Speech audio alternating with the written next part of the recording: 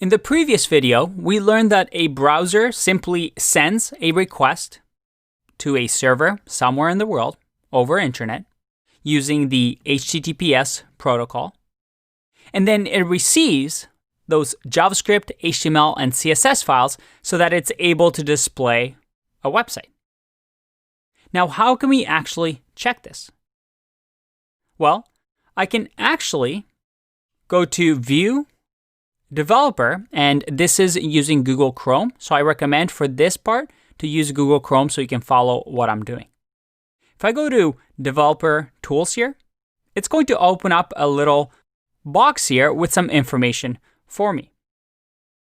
Now, what I want to focus on is this Network tab.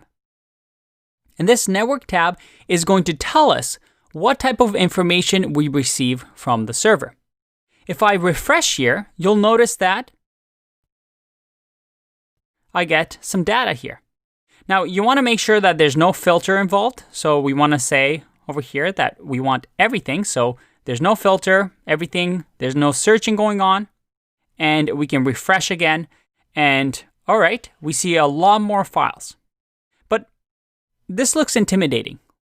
Let's think about what we just learned. We learned that we first get an HTML file, which happens to be this one. It says over here, type document. And if I click over here, this is an HTML document. So the response from the server, when I hit refresh, remember, it communicated to a server somewhere in the world that had these files on that computer. And here we have our HTML file. If I'll scroll down, look at that. We can see over here the webcomic of romance, sarcasm, math, and language, which is right over here. Remember how I said HTML is the text that gets displayed on a website? Well, this is our HTML here that the server responded with. And the browser knows how to read this and display the text. What about the CSS?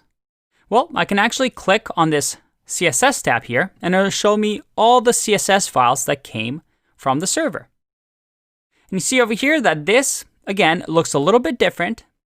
It's in a different syntax than an HTML, but all it does here is it gives me the styles that I want. You can see over here, we can pick background color, we can pick different position, width, left position, and this gives us the styling that we want on a website. And then if we go to JavaScript, we actually see the JavaScript files that this website uses. Now, we don't have to worry about JavaScript here. JavaScript allows us to do some interactivity on this website that, for now, we probably don't need to worry about.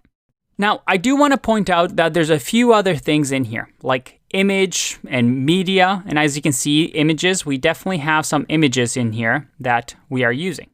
If I click on preview, we can see the images. But at the end of the day, the concept is the same. We have an HTML file, which in our case is right over here. You see how the HTML file is displayed without CSS, which is just the textual data. We have the CSS, which is the styling of our page, and then some JavaScript to make our page interactive, and maybe some images. But at the end of the day, all these things are actually just textual data that we receive from the server. So that means that in order for us to be able to build our website, we need to create these three things: an HTML file, a CSS file, and a JavaScript file. Actually, we don't even need a JavaScript file if we don't want any interactivity.